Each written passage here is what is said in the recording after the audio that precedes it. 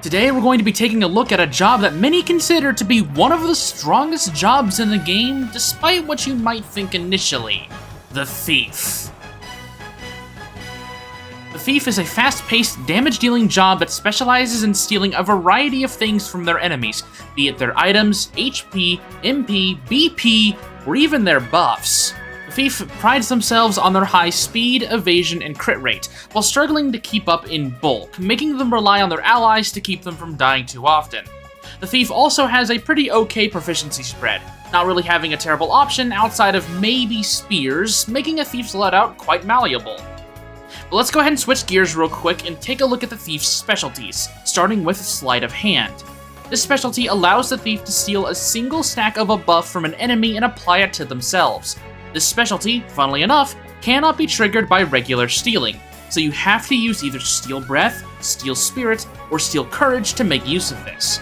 If you are fighting enemies or bosses that tend to buff themselves in battle, swipe that from them, giving it to yourself but also forcing them to reapply that buff, which you can then steal again. The Thief's second specialty is Up to No Good. With this specialty, the Thief can no longer obtain BP by defaulting like everyone else. But in return, any action that originally cost BP to use will now cost a set amount of MP. If an action costs 1 BP, it will now cost 40 MP, with that cost being raised by 40 with each BP required to use. This is an interesting specialty that requires you to adapt to a new gameplay style with this job specifically. The Thief can obviously take advantage of high-cost BP moves much easier than any other job thanks to this, which can be a blessing in itself. But this also means that you need to either find an alternative way to raise the Thief's BP, or be ready to play the long game when dealing damage if you don't want to go into the negative. Take some time to see what the Thief can make use of without BP, as that will let you get the most out of this specialty. The Thief's special move is Shakedown, which will have the user deal a powerful physical attack to a single target, while also swiping an item from them in the process. If your target has an item to steal, it will be stolen. The bonus effect of Shakedown is a 15% boost to the party's physical attack and speed. Like with pretty much every other special move, you can get access to this attack pretty easily, making it a reliable source of damage and steals. So now on to the Thief's combat abilities, starting with Steal. For no cost, this action lets the Thief attempt to grab an item that the target might have.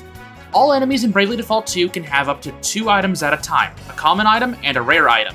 With Steal alone, you will only ever have a chance of snagging the common items, but later passives can get us access to the rare items as well. Steal's success rate is based on the user's luck, but unlike most other luck-based abilities in the game, this one cannot be given a 100% success rate by results guaranteed, but other luck-increasing skills will still work.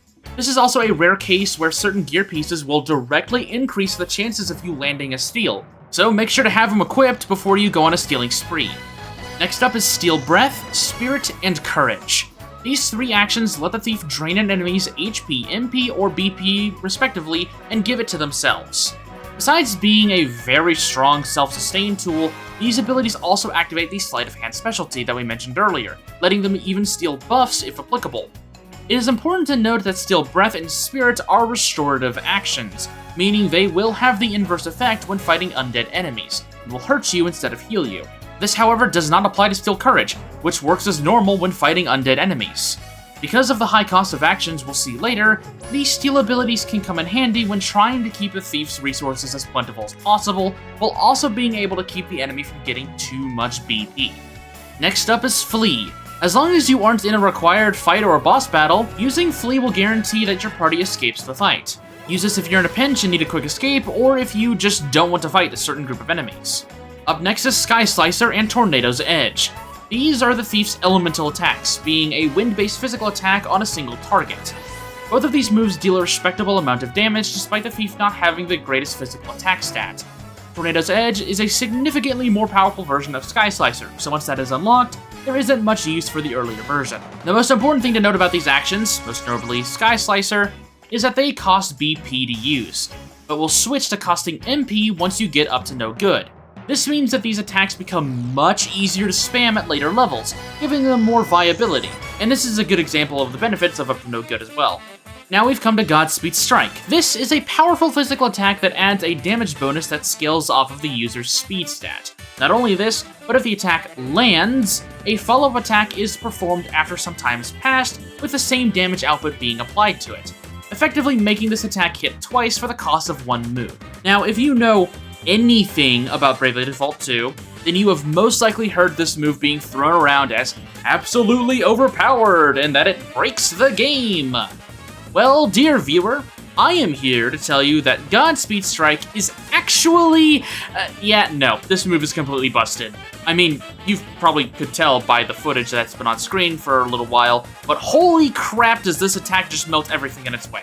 The speed scaling on Godspeed Strike is so generous that even just a B rank in speed can have an attacker making real good use of this action. Use this ability if you want to clear out enemies and bosses with ease, or save it for emergencies when you need a crap ton of damage immediately. Last up for combat abilities is You Snooze, You Lose. If an enemy has been put to sleep, you can use this attack to dish out an incredible amount of damage, otherwise it isn't worth talking about at all. This is another attack that benefits from up to no good, as it normally costs 2 BP to use, but with that specialty, it changes to an 80 MP cost instead. Now we move on to the Thief's passive abilities, with Attack Item Amp first up on the list. All damage done from items will be increased by 50%, pretty self-explanatory. But it is important to mention that the Salve-Maker's concoctions are not affected by this, so no damage bonus for those items, just the regular ones. Second up is Mug. When performing a conventional attack with this passive equipped, there is a chance that the user can steal items from enemies. Steals from Mug apply similarly to the Thief's normal steal action, but with the help of certain items and passives like the Berserker's Indiscriminate Rage, the Gambler's Rare Talent, and the Thief's Magpie and Raw Blind, you can sweep an entire enemy team for their items, being capable of stealing a total of 24 items in a single turn.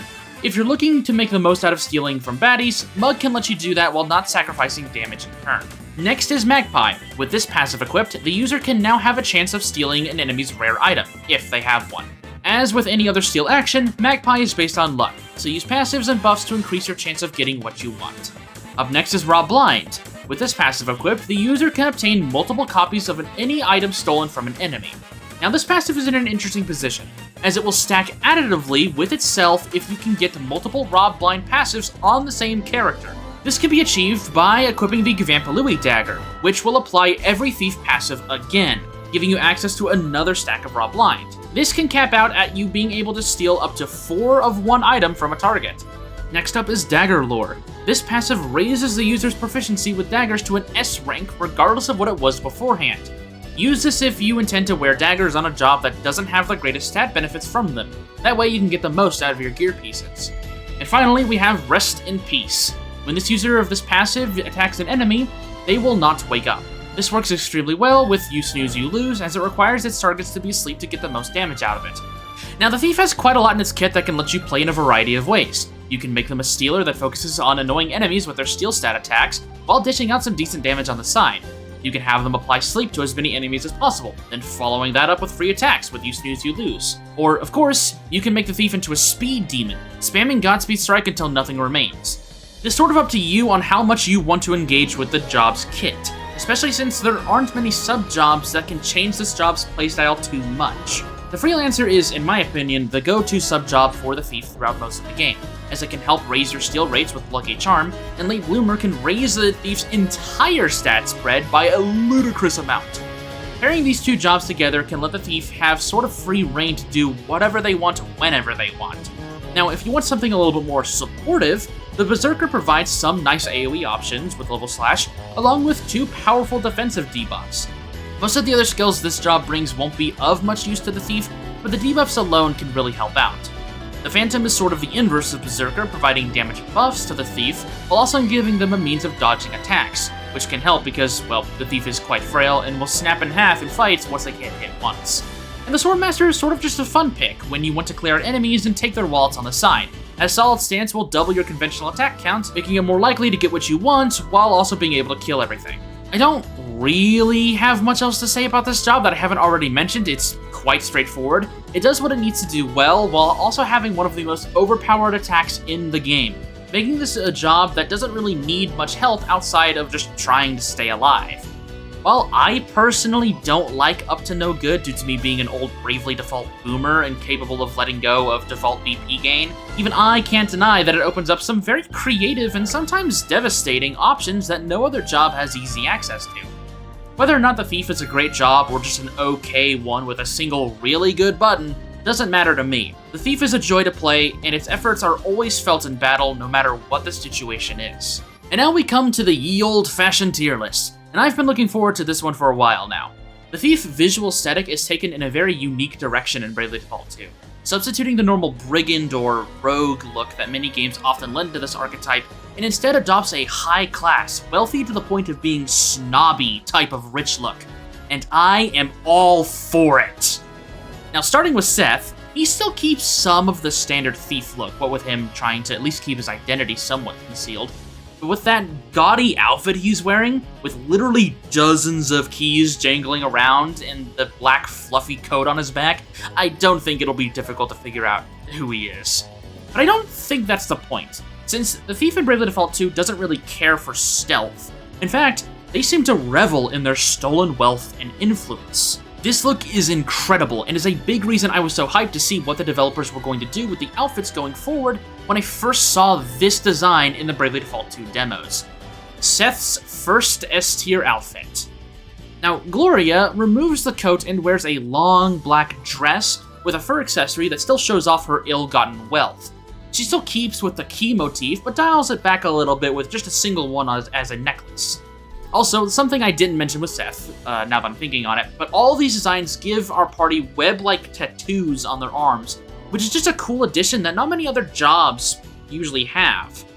This high-class noble woman is just such a cool twist on the normal Thief look that I just can't help but love it.